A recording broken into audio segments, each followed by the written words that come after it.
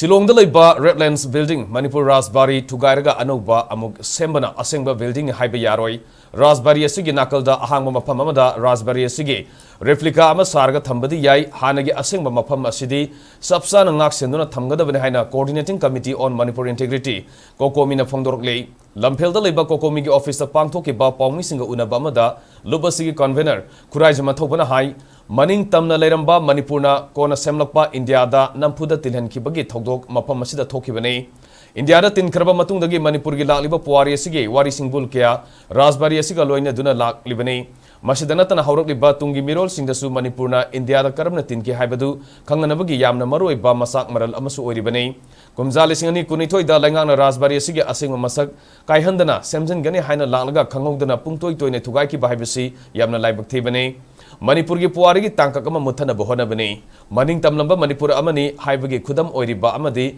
Manipurna India da karabna tinki haibasi muthana bohona riba amadi madugi thongla haibagi singnaba lai India amadi Manipurna British tagi ning tamba phanglaba matungda mafam aduda Maharaj Bodhachandrabu kauduna India da namduna tilenki haibasi mutpa yadraba puwari amani adubu asumna upul tana Rasbari asibu thugairagani haiba miyamna khanginkidaba amadi NEC ge makhada semganaba DPR da yauriba blueprint khanghandaba sina mafamadu atamnana mutatpani haina lawi hauzik lengana monitoring amasung supervision committee ama semduna thabak paikhana bohona ribasisu khangle adubo hanagi asingma sakta mutalaga nauna saba haibasi asumbu oiroi maramaduna mirol kyana khanghauna ba asingma yumpham asi makhatana soktana mapung fana ngak senduna thamgadabani masiga loinena asingba replica ama Rasbari sigi nakalda ahangma mafam amada sabana asumba khongthang oigani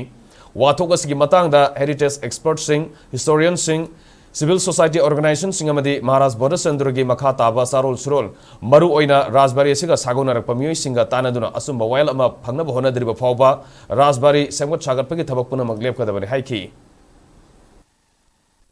थोक्रिबा थौदोसिदा miscommunication लई हाइबा art and culture की marketing की फोंदोरकपा PDA नंगांगाई बा मोय मसेगी मरक्ता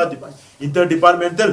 अखोगी कोऑर्डिनेशन लेतबगी वाथोकसिंग लाइबसिंगजी ओवरऑल मसिगी इंचार्ज न कनानो ओइबनो जीएडी नो ओइबरा कनागी सुपरविजन मखादा थबकसि चथबनो हाइबसि चपचाना इन्वेस्टिगेशन अमा तौरगा मियाम द थंब चुगनी हाइबसि मग थमजगे सेमज छागबि थबसे लेपेजो हाइ मसि मखाताना पुरा लेपिरो